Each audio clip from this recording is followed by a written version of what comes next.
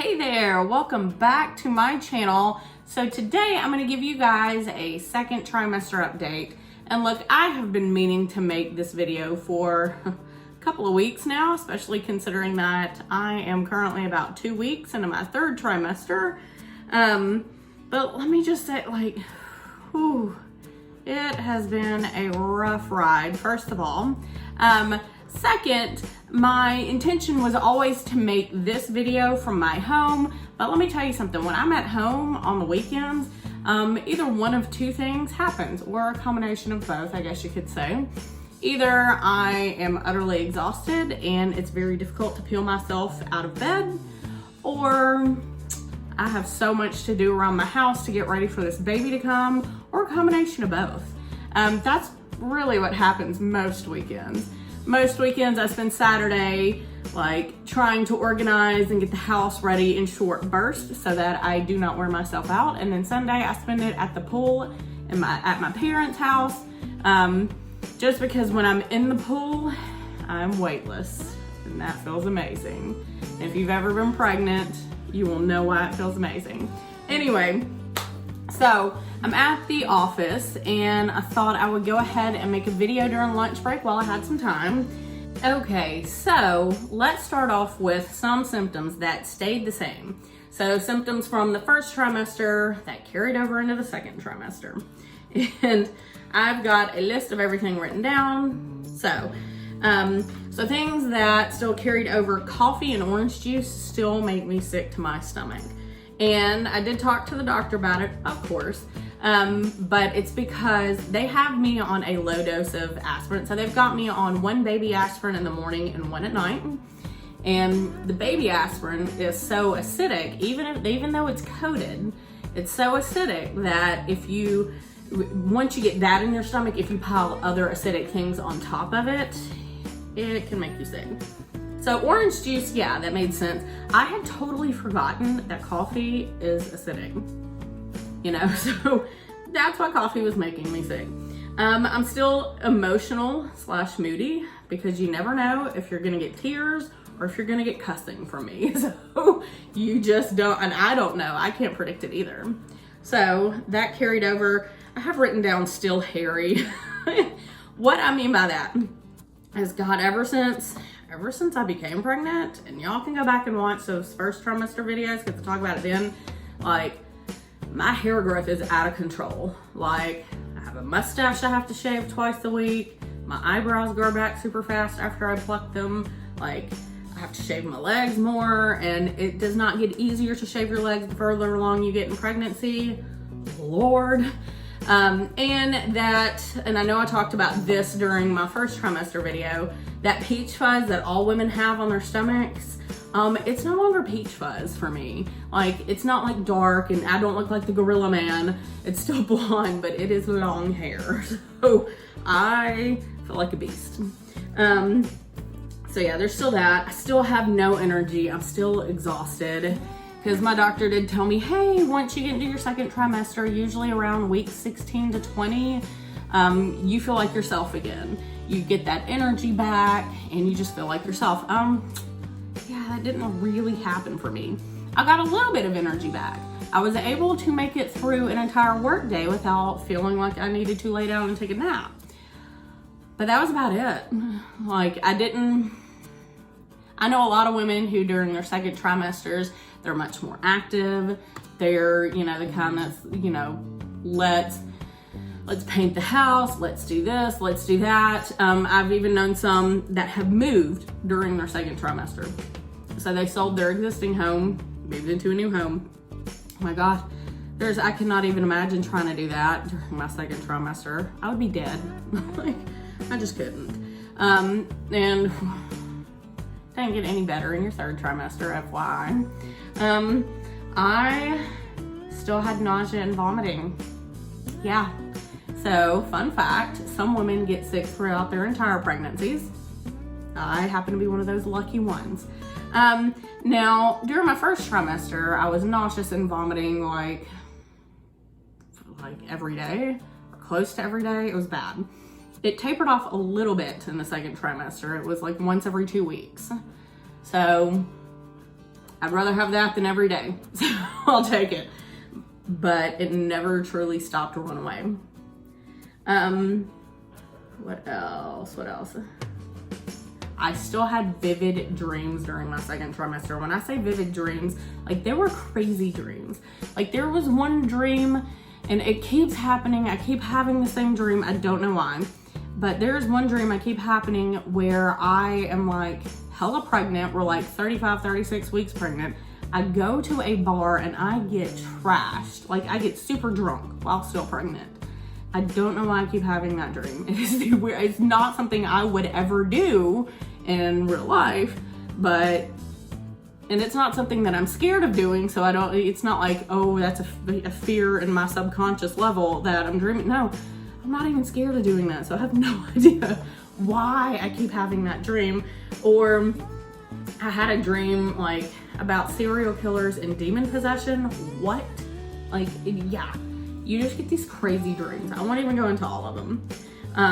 So yeah, there was that. And pregnancy brain, still a real thing. It is. You just get forgetful. I will be typing on my computer, which is right in front of me. That's why I keep looking down, but I'll be typing on my computer and I'll be typing a word that I type all day, every day. And as I'm staring at it, I will literally type it wrong. Don't know why. I'm way more forgetful. Oh my God. And yeah, I'll lose train of thought real easily. It's a real thing. So yeah, pregnancy brain's still happening. So now that we've talked about what carried over from the first trimester, let's talk about all the new symptoms. Whew. So first of all, there's been a lot of burping. When I say a lot of burping, like I'm pretty sure I burp enough to fill the Goodyear blimp. Like it is that bad. And it can be quite a challenge when you're at work and there are homeowners or customers walking through your office and you're trying really hard not to burp. Or when you're on the phone, you're answering phone calls and you're talking and you feel one bubbling up and it's like, oh, I don't want to like burp and talk at the same time. Gross. So there's that. Heartburn and reflux. It's been a bit. So this kicked in probably around like weeks 15 or 16, I want to say. And it started off like slow and minor, and then it just built. It was like riding a roller coaster. You know, at first you're going at a nice speed and it's not scary, but then you start cranking up that hill and you know it's getting bad and it's getting real bad. And then you just go, oh, yeah, that's how it is. I mean, it sort of built up, and then it just got real bad. So, there is this old wives' tale though, that if you have heartburn during your pregnancy, your baby's gonna come out with hair. This boy better have hair, or I'm not gonna be happy. Better have hair, that's all I'm saying. And yes, I did take Tums. I started off taking Tums at first, but you guys, I was going through that like candy. Like it was taking me a lot of Tums to get through a day, and I ended up getting constipated. So talked to my doctor about it at one of my visits. She told me to get off of Tums and switch over to Prevacid because, fun fact, Tums has a lot of calcium in it, and having that much calcium can constipate you. So switched from Tums to Prevacid. That problem was taken care of. And with Prevacid, instead of going through like so many of them a day, I only had to do 2 a day. And that did the trick for about 10, 11 weeks there. So about like week 26-ish, 26 to 27, I want to say. It got even worse, and even the Prevacid wasn't doing anything. Or not, excuse me, not Prevacid, even the Pepcid was not doing anything.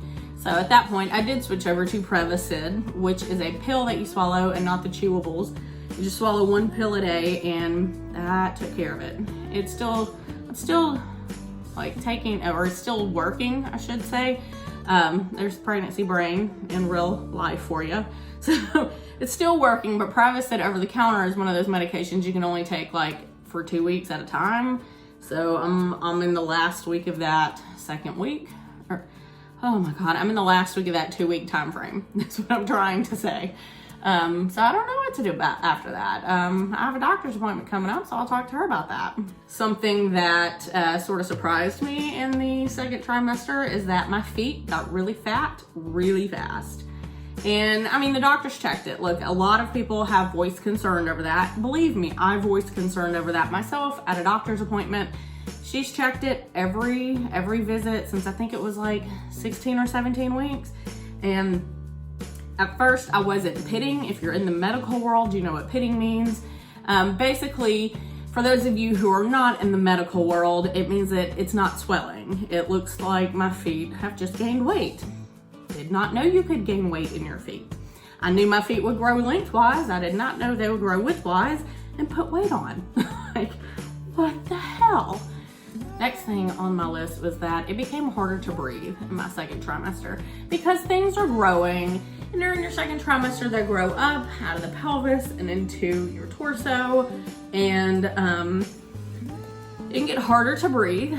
But on top of that, it's summertime, or it was summertime during my pregnancy. It still is summertime. Look, September is not considered fall here in Memphis because the temps are still in the 90s and you still feel like death. Like the heat and humidity still make you feel like death. So it's not technically fall because it still feels like summer. But you know, with the heat and the humidity and the growing uterus and baby and putting a mask on top of all of that, yeah, you're gonna huff and puff, or at least I did. Like, to the point where if I walk in a Target, like the cashier, by the time I get to the checkout line, the cashier's like, honey, are you okay? Like, yes, promise you I'm fine. I got nasal congestion, which is also very common because of the increased blood flow, can sort of cause that congestion to build up. I became super clumsy during my second trimester. Like, I have a major case of butterfingers. Like, I drop everything these days. And it's been like that for a quick minute. The only problem is that as your uterus continues to grow, it gets really hard to bend over sometimes. So yeah, I'm officially at the point where if I drop it, it's just gonna have to stay on the floor till somebody else can come pick it up because I can't. Definitely feeling more movement. I felt the first kicks at week 18. And if you've never been pregnant before, you don't really know what to expect. So when I did feel those first kicks, I wasn't sure if it was kicks or not. I'm just gonna tell you the truth here. So I was laying down in bed and all of a sudden I felt these things that felt like little bubbles. And I couldn't tell if it was gas bubbles or if it was my kid kicking. It didn't feel like it was in my intestines. It felt sort of in front of my intestines. But then your intestines are in front of your uterus, so I don't know how that works. But anyway, or at least I think they're in front of your uterus. We need to Google that. But so I was sitting there the whole time thinking, is that a fart? Or is that my kid kicking? And it was definitely my kid kicking because nothing happened after the bubbles. So, and it happened the very next day. I was actually in public. The same thing happened. I felt those little bubbles again. And of course in my mind, I'm like, am I about to rip one or is my kid kicking me? So yeah, it turned out to be my kid kicking me. But as the baby gets bigger, they feel stronger and stronger. So at this point, because I'm at the 30-week mark today, it no longer feels like bubbles. It feels like you're getting drop kicked in the bladder. So there is that. So started feeling fetal movement, and then as he grew, started feeling it more often and stronger. My uterus definitely felt heavier by the end of my second trimester. Like, I felt like I had a 7-pound crotch.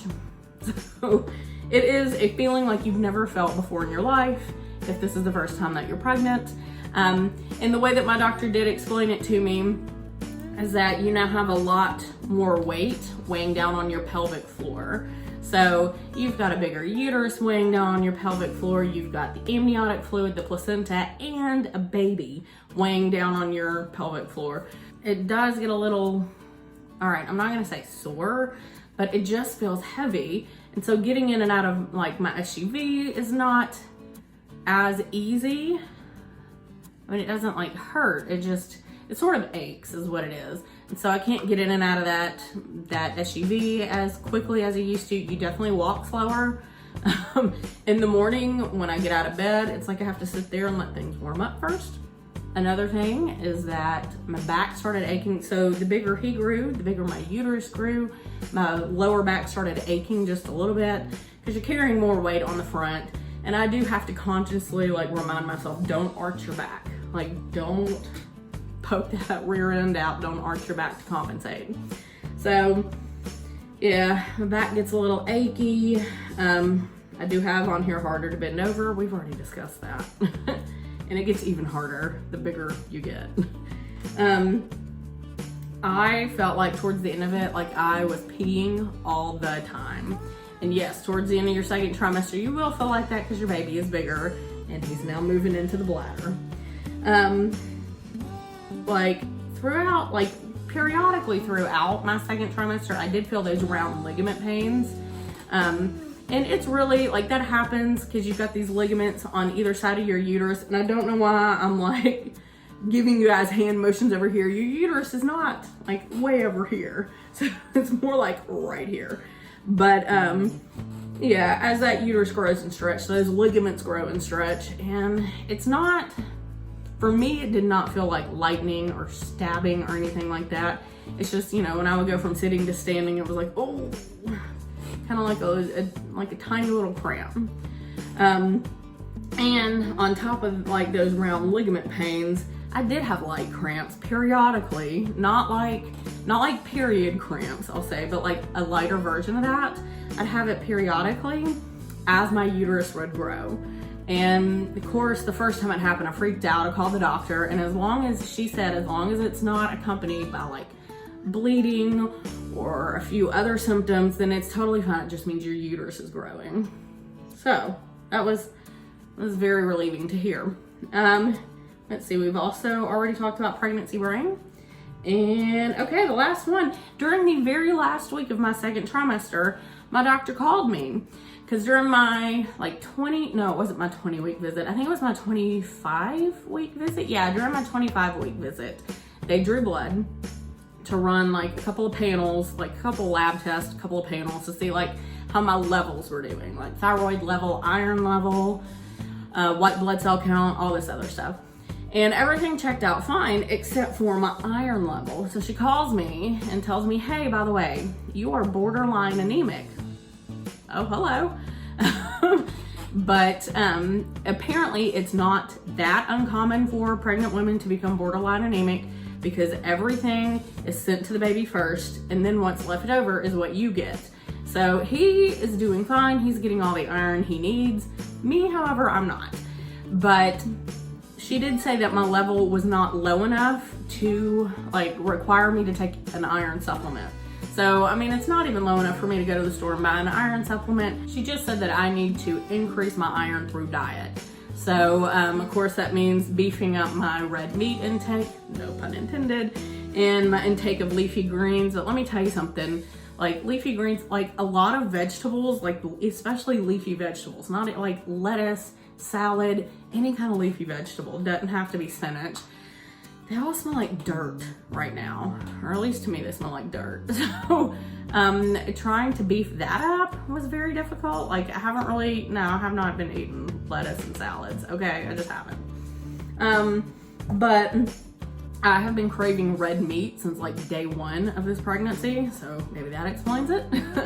And having a low iron level can cause you to feel tired and lethargic, so maybe that contributes to my my lack of energy and surplus of exhaustion. So maybe that contributes to it. I don't know. But yeah, so ever since then I have been eating a ton of red meat. So anyway, yeah, that is the second trimester in a nutshell. I'm in the third trimester. I'm 30 weeks pregnant. I still have 10 weeks left to go. Feels like I have 10 years left to go.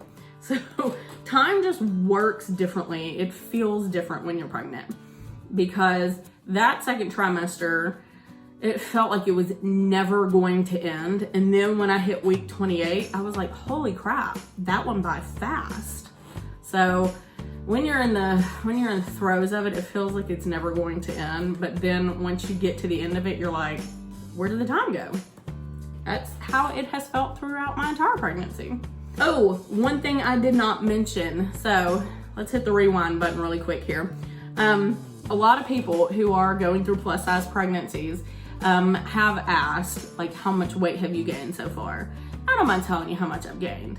I'm not gonna tell you the number that pops up on the scale because I'm very sensitive about that. That number is for me and God to know. So, and I guess my doctor.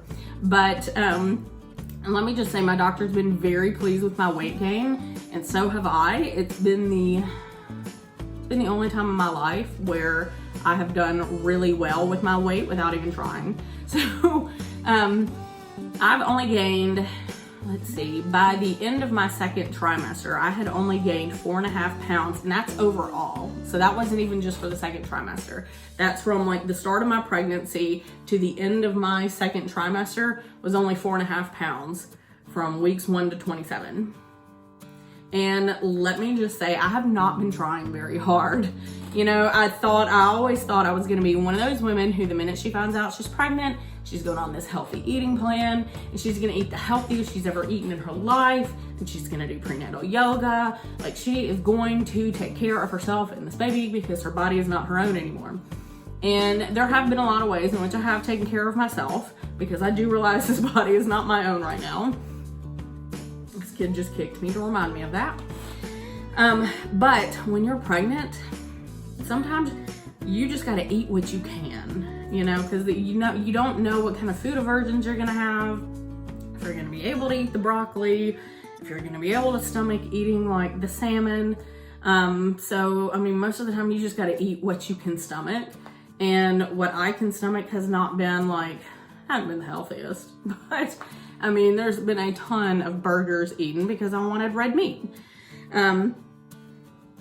But even eating like the way that I have, and I do try to get some exercise in, but y'all, I'm not going home and doing my prenatal yoga DVD every single night.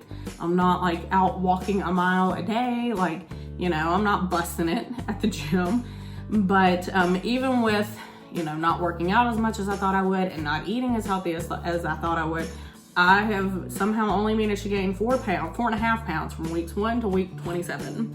So I'm really happy with that. My doctor's really happy with that. We're hoping to that it stays that way, that I gain minimal amount of weight. She did tell me that a lot of her plus size pregnancies, she sees either they gain very little weight or no weight at all. She even sees some women, some plus size women, who lose weight during pregnancy. So I'm not too worried about the weight situation. So if you're experiencing a plus size pregnancy, keep that in mind. Because I know that I freaked out and was like, oh my God. Because, you know, every book that you read, all the websites, the articles say that most women gain 25 to 35 pounds during pregnancy. I could not imagine trying to carry around another 25 to 35 pounds on my frame because I am short. But that has not been the case with me. I'm only carrying around an extra 4.5 pounds. So, or I was. Now that I'm a few weeks into my second trimester, I bumped it up to 5 pounds. But still, that's not bad because when you think about it, that 5 pounds is literally uterus, placenta, amniotic fluid, and baby. And it doesn't even count for the extra boob. Because let me tell you, your boobs don't stop growing. They start growing during the first trimester, and so you hit the second and you're thinking, okay, they can't get any bigger than this, not right now, not until my milk comes in. No, they keep going. So yeah, that 4.5 to 5 pounds really only accounts for baby, uterus, placenta, and amniotic fluid. It doesn't even count for the extra jugs. So yeah, keep that in mind. It's not, the weight gain part of it is not as scary as what I thought it was gonna be. So don't let that part scare you. Anyway, thanks for hanging in there for yet another video. And thanks for being patient as I'm trying to crank these out. Of course, I have more coming. I've got the maternity haul that I've been talking about for ages. I've got to sit down and do that.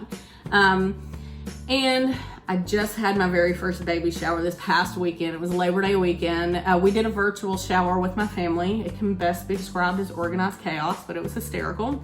So of course, I want to do a baby shower haul. I have another one coming up in 2 days, so I think I'm just gonna combine those two and do one haul of those two. And then I've got a third coming up in like a month, so I may just do that as a separate video. I don't know. But anyway, so hang in there for those, and I will see you guys next time. Bye.